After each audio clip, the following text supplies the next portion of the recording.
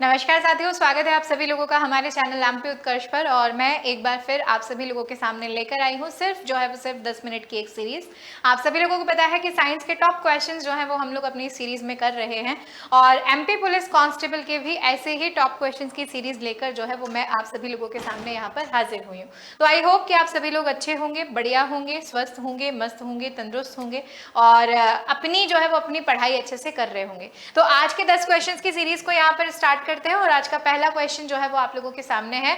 यहाँ पर आप लोगों से पूछा जा रहा है कृत्रिम प्रकाश यानी आर्टिफिशियल लाइटिंग, क्या ये लाइटिंग जो है वो पर्णहरिम को नष्ट कर सकती है? क्या ये पर्णहरिम का संश्लेषण कर सकती है? क्या प्रकाश संश्लेषण का कारण हो सकती है या प्रकाश संश्लेषण का कारण नहीं हो सकती है? ठीक है, तो अगर हम लोग यहाँ पर जो है वो यहाँ पर चर्चा करें किसकी मैम, अगर हम लोग चर्चा करते हैं यहाँ पर आर्टिफिशियल जो है वो आर्टिफिशियल लाइटिंग की, तो हम सब लोगों को याद रखना है कि कृत्रिम प्रकाश जो है, ठीक है मैम, ये कृत्रिम प्रकाश जो है क्या इनमें से कौन सा ऐसा काम है जो काम ये यहाँ पर कर सकता है? तो हम लोग कहते हैं कि मैम प्रकाश संश्लेषण के लिए जो है ना वो सूर्य के प्रकाश और क्लोरोफिल की आवश्यकता होती है। अब देखो क्लोरोफिल जो है वो क्लोरोफिल तो हमें मिलता है पौधे की पत्तियों से, तो कृत्रिम प्रकाश से क्लोरोफिल का तो कोई रिलेशन यहाँ पर नहीं होगा, ना तो वो उसको नष्ट कर सकता है ना वो उसको संश्लेषित कर सकता है। लेकिन अगर कोई पौधा ऐसा है जो पौधा सूर्य के प्रकाश में नहीं रखा हुआ है, ऐसे बहुत सारे प्लांट जो होते हैं वो प्लांट इंडोर प्लांट्स होते हैं, आपने देखा होगा, लेकिन क्या वो इंडोर प्लांट्स अपने लिए जो है वो फूड प्रिपेयर नहीं करते हैं, क्योंकि उस समय उन इंडोर प्लांट्स को कमरे की रोशनी मिल रही होती है, कमरे में जल रहा प्रकाश जो है वो प्रकाश यहाँ पर मिल रहा होता है। तो कृत्रिम प्रकाश जो है वो प्रकाश संश्लेषण का कारण हो सकता है। ऐसा नहीं है कि कृत्रिम प्रकाश की उपस्थिति में प्रकाश संश्लेषण नहीं किया जा सकता। चलिए आगे बढ़ते हैं। नेक्स्ट क्वेश्चन आप लोगों को दे रखा है स्वपोषी पादपों की यहाँ पर बात कर रही है। स्वपोषी पादप जिसे ऑटोट्रॉफिक प्लांट्स हम लोग यहाँ पर बोलते हैं, इन्हीं पादपों में कार्बन और ऊर्जा की आवश्यकता की पूर्ति हेतु पर्णहरिम जो है वो क्या होते हैं, वर्णक होते हैं। और प्रकाश संश्लेषण वह प्रक्रिया है जिसमें सूर्य के प्रकाश और ऑक्सीजन का प्रयोग कर जल का खाद्य में क्या होता है, स्थानांतरण जो है वो यहाँ पर होता है। ठीक है, अगर हम लोग यहाँ पर जो है वो यहाँ पर क्या करें, बात करें, तो देखो यहाँ पर बात की जा रही है किसकी मैम, बात की जा रही है यहाँ पर स्वपोषी पादपों की। स्वपोषी पादप जिन्हें हम लोग ऑटोट्रॉफिक प्लांट्स जो है वो प्लांट्स यहाँ पर क्या करते हैं, बोलते हैं। और अगर हम लोग ऑटोट्रॉफिक प्लांट्स की यहाँ पर बात करते हैं तो इनमें जो कार्बन और ऊर्जा की आवश्यकता होती है उसके लिए क्या चाहिए होता है मैम, उसके लिए क्लोरोफिल पिगमेंट जो है वो पिगमेंट हमें क्या होता है, जरूरी होता है। साथ ही साथ प्रकाश संश्लेषण, इसका रीजन क्या बता रखा है कि क्या प्रकाश संश्लेषण वो प्रक्रिया है जिसमें सूर्य के प्रकाश और ऑक्सीजन का प्रयोग करके जल का खाद्य में रूपांतरण होता है। तो मैम सूर्य के प्रकाश और ऑक्सीजन का प्रयोग नहीं किया जाता, बल्कि सूर्य के प्रकाश और क्लोरोफिल का प्रयोग किया जाता है, हरित का प्रयोग किया जाता है। तो ऑप्शन ए तो सही है, लेकिन ऑप्शन आर जो है वो आर यहाँ पर क्या है, ऑप्शन आर यहाँ पर या हम लोग ऐसे भी बोल सकते हैं कि ए और आर नहीं, ऑप्शन ए सही है लेकिन आर जो है वो आर यहाँ पर क्या है, गलत है, क्योंकि यहाँ पर एक शब्द यूज किया हुआ है ऑक्सीजन। ऑक्सीजन नहीं है, ऑक्सीजन तो बल्कि प्रकाश संश्लेषण की क्रिया के बाद प्लांट्स हमें देते हैं। ठीक है, प्लांट्स जो है वो हमें यहाँ पर देते हैं। चलिए आगे बढ़ते हैं। नेक्स्ट क्वेश्चन आप लोगों के सामने है। अगला प्रश्न, सूची 1 को सूची 2 से सुमेलित कीजिए। सूची 1 में आपको खनिज दे रखे हैं, सूची 2 में आपको उनके मुख्य स्रोत जो है वो यहाँ पर दे रखे हैं, जैसे कि लोहा हो गया, पोटेशियम हो गया, आयोडीन हो गया, कैल्शियम यहाँ पर हो गया। तो हम सब लोगों को याद रखना है कि मैम लोहा जो है या जब हम लोग आयरन की बात यहाँ पर जो है वो यहाँ पर करते हैं, तो मैम आयरन जो है वो आयरन जनरली हमें ना पालक में देखने को मिलता है। जितनी भी ग्रीन वेजिटेबल्स होती हैं, खासकर उन्हीं ग्रीन वेजिटेबल्स में अगर हम लोग यहाँ पर पालक की बात करें तो पालक में क्या होता है, आयरन होता है। पोटेशियम की अगर हम लोग बात करें तो आप लोगों को याद रखना है कि केला जो है वो पोटेशियम का एक रिच सोर्स है। केला या बनाना जो है वो एक ऐसा फ्रूट है जिस फ्रूट में पोटेशियम एक मिनरल के रूप में जो है वो बहुत अच्छी क्वांटिटी में यहाँ पर देखने को मिलता है। आयोडीन की अगर हम लोग बात करें तो बिल्कुल आयोडीन युक्त सामान्य नमक में देखा जाता है। और खासकर आपको ये ध्यान रखना चाहिए कि आप अपने डाइट में एक ऐसे नमक को शामिल करें जिसमें आयोडीन हो, क्योंकि एज अ वेजिटेरियन पर्सन ना हमारे पास आयोडीन लेने का सिर्फ एक ही सोर्स है और वो है आयोडाइज सॉल्ट।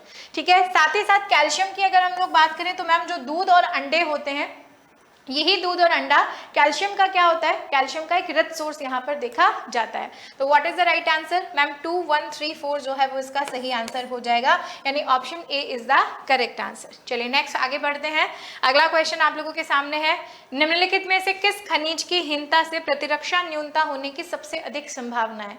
प्रतिरक्षा न्यूनता का मतलब हमारे शरीर में इम्यूनो डेफिशिएंसी हो जाती है, यानी हमारे शरीर में रोगों से लड़ने की क्षमता जो है वो क्या हो जाती है, खत्म जो है वो खत्म हो जाती है। ऐसा कौन सा मिनरल है, तो हम लोगों को याद रखना है कि मैम कैल्शियम तो बोन्स और टीथ के लिए जरूरी होता है, ठीक है, ना तो लेड होगा ना कॉपर होगा, जिंक यहाँ पर होगा। अगर आपकी बॉडी में जिंक की मात्रा जो है वो कम हो जाए, और जिंक सामान्यतः जो है ना मतलब ऐसे पौधे या ऐसे प्लांट्स या ऐसे फ्रूट्स जो जमीन के अंदर उगते हैं उनमें जिंक की मात्रा जो है वो बहुत अच्छी क्वांटिटी में यहाँ पर होती है। यानी कि मैं अगर यहाँ पर बात करूँ मूली की, मूली जिसे हम लोग रेडिश यहाँ पर जो है वो यहाँ पर बोलते हैं, इसी मूली में जिंक कंटेंट अच्छी मात्रा में पाया जाता है, और यही मूली जो है वो हमारे लिवर के लिए भी बहुत अच्छी होती है। किसके लिए, लिवर जो है, इसी लिवर के लिए भी बहुत अच्छी यहाँ पर होती है। सैलेड फॉर्म में इसे खाया जाता है, सर्दियों में खाना चाहिए, बिल्कुल नहीं बचना चाहिए। चलिए यहाँ पर कुछ विटामिन के नेम आपको दिए हुए हैं, यहाँ पर उनके रासायनिक यौगिकों के नाम जो है वो आप लोगों को यहाँ पर दिए हुए हैं। Vitamin A, vitamin B, vitamin C, vitamin D, और यहाँ पर उसका केमिकल नेम दिया हुआ है थायमिन, रेटिनॉल, एस्कॉर्बिक एसिड और टोकोफेरॉल। तो हम लोगों को याद रखना है कि विटामिन ए का जो केमिकल नेम होता है, ठीक है, वो यहाँ पर हमारे पास होता है क्या, वो होता है हमारे पास यहाँ पर रेटिनॉल। विटामिन बी को हम लोग क्या बोलते हैं मैम, विटामिन बी थायमिन होता है। विटामिन सी एक एसिड यानी खट्टा होता है, तो एस्कॉर्बिक अम्ल होता है। और अगर हम लोग यहाँ पर विटामिन डी की क्या करेंगे, बात जो है वो बात यहाँ पर करेंगे, तो यहाँ पर ऑप्शन थोड़ा गलत दे रखा है, या तो हम लोग किसी एक चीज को सही कर लेते हैं। विटामिन डी का केमिकल नेम जो है ना वो टोकोफेरॉल नहीं होता बेटा, वो कैल्सीफेरॉल होता है, ठीक है। क्या होता है यहाँ पर, कैल्सीफेरॉल। तो यहाँ पर क्या होना चाहिए था, कैल्सीफेरॉल होना चाहिए था। और अगर कैल्सीफेरॉल होता तो 2, 1, 3, 4 जो है वो 2, 1, 3, 4 हमारा बिल्कुल सही आंसर यहाँ पर हो जाएगा, ठीक है। चलिए अगला क्वेश्चन आप सभी लोगों के सामने, किस विटामिन को अपनी सक्रियता के लिए कोबाल्ट की आवश्यकता होती है। ऐसा कौन सा विटामिन है जिस विटामिन को अगर एक्टिव रहना है तो एक्टिव रहने के लिए कोबाल्ट बहुत जरूरी होता है। तो देखो हम लोग यहाँ पर एक विटामिन पढ़ते हैं, विटामिन B12, और जब विटामिन B12 का केमिकल नेम हम लोग यहाँ पर क्या करते हैं देखते हैं, तो आपको याद रखना है कि विटामिन B12 का केमिकल नेम जो है वो यहाँ पर होता है साइनोकोबाल्मिन। साइनो का मतलब क्या होता है मैम, साइनो का मतलब होता है नीला। कोबाल का मतलब जो है वो क्या होता है मैम, कोबाल का मतलब होता है कोबाल्ट जो है वो कोबाल्ट धातु। तो ऐसा विटामिन, ऐसा पर्टिकुलर जो है वो पर्टिकुलर विटामिन जिसमें कोबाल्ट उपस्थित होता है, प्रेजेंट होता है, प्लस वो एक ब्लू विटामिन होता है या नीला विटामिन होता है, उसे हम लोग क्या कहते हैं, उसे हम लोग विटामिन B12 यहाँ पर बोलते हैं। तो किस विटामिन को अपनी सक्रियता के लिए कोबाल्ट की आवश्यकता होती है मैम, विटामिन B12 को अपनी सक्रियता के लिए कोबाल्ट जो है वो यहाँ पर जरूरी होगा। आगे बढ़ते हैं, नेक्स्ट क्वेश्चन जो है वो यहाँ पर आप लोगों के सामने है। यहाँ पर हमें कुछ तत्व दिए हुए हैं और हमसे पूछा जा रहा है कि इन पर्टिकुलर मिनरल्स का मतलब तत्व भी क्या बोलेंगे, इन्हें बोलेंगे हम लोग खनिज लवण, और यही खनिज लवण जो है वो हमारी ह्यूमन बॉडी में क्या काम करते हैं। तो देखो आयरन जो है वो, आयरन हम सबको पता है कि आयरन ब्लड में होता है और हमारे ब्लड में हीमोग्लोबिन के निर्माण के लिए बहुत जरूरी होता है। कैल्शियम जो है वो, कैल्शियम अगर हम लोग यहाँ पर जो है वो यहाँ पर बात करें तो कैल्शियम जो है वो, कैल्शियम विटामिन डी जो है वो कैल्शियम को उत्तेजित करता है, और विटामिन डी ही हमारे शरीर में एक ऐसा जो है वो ऐसा विटामिन है जो एकमात्र हार्मोन के रूप में भी काम करता है। कौन सा, पैराथायरॉक्सिन हार्मोन। तो ये थायरॉक्सिन का निर्माण भी करता है, और आयोडीन जो है वो कहीं ना कहीं पेशी संकुचन में सहायक होता है। तो 1, 3, 2 जो है वो इसका क्या हो जाएगा, राइट आंसर यहाँ पर हो जाएगा। Move to the next question, निम्नलिखित में से कौन सा तत्व जो है वो पौधे के लिए सूक्ष्म पोषक तत्व नहीं है।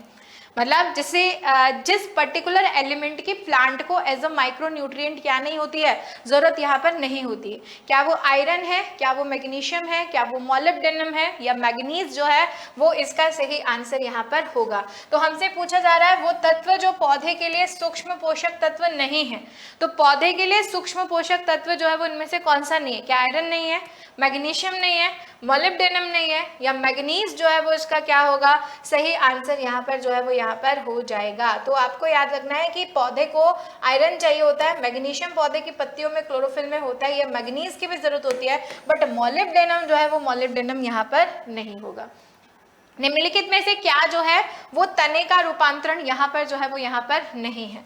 प्याज का बल्ब और अरबी का जो है वो अरबी का घनकंद। तो मैम अरबी का घनकंद तो तने का रूपांतरण होता है, क्योंकि प्रकंद, कंद, घनकंद है ना, शल्ककंद, ये सब जो है वो सब क्या है मैम, ये सब तने के रूपांतरण है। लेकिन जब हम लोग ऑनियन बल्ब की यहाँ पर बात करते हैं, है ना, तो ये ऑनियन बल्ब जो है वो स्टेम नहीं होता है, स्टेम नहीं होता। आपको पता है प्याज में जो है वो, प्याज में जो खाने योग्य भाग होता है वो उस प्याज की मांसल पत्तियां होती हैं, उसके ऊपर जो है वो, ऊपर जो मांसल पत्तियां होती हैं वो यहाँ पर जो है वो यहाँ पर देखी जाती हैं। हल्दी का कौन सा भाग है जिससे हल्दी पाउडर जो है वो प्राप्त किया जाता है? ठीक है, हल्दी पाउडर जो है वो इससे हम लोग क्या करते हैं, प्राप्त करते हैं। क्या वो ड्राइड राइजोम है, सूखा हुआ प्रकंद है, क्या वो सूखी हुई मूल है, क्या वो सूखा हुआ फल है, या फिर बीज जो है वो ही इसका क्या होगा, सही आंसर जो है वो आंसर यहाँ पर हो जाएगा। तो आप लोगों को याद रखना है हल्दी के एक भाग की बात की जा रही है, और हल्दी का वो कौन सा भाग जिस भाग से हम हल्दी पाउडर या टर्मरिक पाउडर जो है वो क्या करते हैं, ऑब्टेन जो है वो यहाँ पर करते हैं। तो मैम हल्दी और अदरक की जब हम लोग बात करते हैं तो हल्दी और अदरक जो है वो प्रकंद होता है ना, राइजोम होता है, यानी हल्दी और अदरक जो है वो तने का रूपांतरण होती है, और उसी हल्दी को सुखाया जाता है और सुखाकर फिर जो है वो उसका क्या किया जाता है, ड्राई पाउडर यहाँ पर बनाया जाता है। तो सूखा हुआ प्रकंद जो है, उसी प्रकंद से हम लोग हल्दी पाउडर को भी यहाँ पर प्राप्त करते हैं। तो ये हमारे आज के जो है वो आज के टॉप 10 क्वेश्चंस थे, एंड आई होप कि ये क्वेश्चंस आप लोगों के एग्जामिनेशन में आप लोगों की बहुत मदद करने वाले हैं, और वही प्रश्न हैं जो परीक्षाओं में पूछे गए हैं। तो इन सीरीज के साथ आप लोग जुड़े रहिएगा, ऐसी सीरीज लेकर आगे भी मैं आप लोगों के सामने आती रहूंगी। और इसी के साथ मैं आप सभी लोगों को एक इंपॉर्टेंट इन्फॉर्मेशन यहाँ पर ये देना चाहती हूँ कि हमारा जो बिग समर सेल का ऑफर है वो ऑफर अब एक्सटेंड कर दिया गया है 8 जून तक, यानी आप सभी विद्यार्थियों की बेहद मांग पर, जिस ऑफर की डेट 3 जून लास्ट थी, अब उस ऑफर को जो है वो आप लोगों के लिए बढ़ाया गया है। अब आप इस बिग समर सेल के सभी जो ऑफर्स हैं इनका फायदा 8 जून तक यहाँ पर उठा सकते हैं। तो उसी के साथ साथ मैं अगर आप लोगों को बता दूं, तो अगर आप तैयारी कर रहे हैं एमपी पुलिस एक्साइज कांस्टेबल की और सब इंस्पेक्टर प्री की, तो इन दोनों की टेस्ट सीरीज जो है वो टेस्ट सीरीज यहाँ पर आप लोगों के सामने है, जिससे आप अपनी तैयारी को एक नई दिशा दे सकते हैं। टेस्ट सीरीज में आप लोगों को सब्जेक्ट वाइज जो है वो प्रैक्टिस सेट भी मिलेंगे, प्लस आप लोगों को जो है वो कंबाइंड सेट भी यहाँ पर मिलेंगे प्रैक्टिस के लिए। सिर्फ और सिर्फ 100 रुपए में आप लोगों को जोरदार प्रैक्टिस के लिए टेस्ट सीरीज यहाँ पर अवेलेबल कराई जा रही है। साथ ही साथ मैं आप लोगों को बता देती हूँ, अगर आप लोग तैयारी कर रहे हैं किसकी, एमपी सब इंस्पेक्टर प्री की, और लाइव फ्रॉम स्टूडियो बैच यहाँ पर चाहते हैं, तो ये बैच आपको 1100 रुपीज में यहाँ पर मिलने वाला है। अगर आप मेंस की तैयारी कर रहे हैं और हमारे इंदौर के सेंटर से ऑफलाइन क्लासेस को घर बैठे अगर आप देखना चाहते हैं, तो ये बैच आपको 1800 रुपए में दिया जा रहा है। और अगर आप प्री और मेंस दोनों की तैयारी कर रहे हैं और ऑफलाइन क्लासेस से जुड़ना चाहते हैं जो इंदौर सेंटर से लाइव हमारी हो रही है, तो ये भी लाइव फ्रॉम क्लासरूम बैच है जो 2400 रुपीज में आप लोगों को यहाँ पर मिल रहा है। ठीक है, साथ ही साथ मैं आप लोगों को बता देती हूँ एमपी टेट वर्ग 1 पात्रता परीक्षा हिंदी का लाइव फ्रॉम स्टूडियो बैच है। ये बैच अभी स्टार्ट नहीं हुआ है, ये 16 जून से शुरू होगा। आप इस बैच को अवेल कर सकते हैं सिर्फ 800 रुपए में। और उसी के साथ साथ एमपी टेट शिक्षक वर्ग 3 का रिकॉर्डेड फ्रॉम स्टूडियो बैच है, जो भी आपको मात्र 800 रुपए में यहाँ पर क्या हो रहा है, दिया जा रहा है। एमपी पुलिस कांस्टेबल का सेकंड बैच हमारा यहाँ पर आप लोगों के सामने आ चुका है, लाइव फ्रॉम स्टूडियो बैच है, ऑफर के तहत 600 रुपीज में आपको मिल रहा है। और इसी एमपी पुलिस एक्साइज कांस्टेबल, अब देखो एक्साइज कांस्टेबल का एग्जाम जो है वो 5 जुलाई को है, यानी कोई बालक अगर ऐसा है जिसने एमपी पुलिस एक्साइज कांस्टेबल के बैच को नहीं खरीदा है और वो अपनी संपूर्ण तैयारी जो है वो एक बार रिवाइज करना चाहता है अच्छे कंटेंट के साथ, तो आप इस बैच के साथ जुड़ सकते हो। लाइव फ्रॉम स्टूडियो बैच है, 700 रुपीज में ये बैच आपको मिल रहा है स्टैंडर्ड के तहत, लेकिन अगर आप हमारे प्राइम बैचेस में जाते हैं तो यही बैच आपको 800 रुपए में यहाँ पर जो है वो क्या हो जाएगा, मिल जाएगा। ठीक है, तो ये सारी चीजें हम लोगों को याद रखनी है। ये सारे बैचेस जो है वो आप लोगों के सामने है एमपी में, तो एमपी के जितने भी कोर्सेज हैं उन पर इस समय चल रहा है अप टू 90% डिस्काउंट, प्लस हर बैच को, जिस भी बैच को आप परचेज करेंगे उस पर 3 मंथ की एक्स्ट्रा वैलिडिटी आप लोगों को इस समय मिल रही है। और उसी के साथ साथ अगर आप प्राइम के कोर्सेज पर जाते हैं तो 10% का एक्स्ट्रा डिस्काउंट भी आप लोगों को मिल रहा है। बट याद रखना है ये ऑफर सिर्फ और सिर्फ 8 जून तक है। आप 8 जून तक इसे खुद भी जो है वो अवेल कर सकते हैं, साथ ही अपने बहुत सारे साथियों तक भी सूचना को शेयर कर सकते हैं ताकि वो सभी लोग इन बैचेस से यहाँ पर क्या हो सके, जुड़ सके। ठीक है, तो उम्मीद करती हूँ कि आप इन बैचेस में हमसे जरूर जो है वो मिलेंगे। एक बहुत अच्छा कंटेंट, बहुत अच्छी एक्सपर्ट फैकल्टीज के थ्रू आप लोगों को यहाँ पर दिया जा रहा है और एक बहुत बड़े विश्वास के साथ दिया जा रहा है। तो जल्दी से इन ऑफर का फायदा उठाइए, इस बैचेस का हिस्सा बन जाइए और अपनी तैयारी को एक सही दिशा दीजिए। धन्यवाद।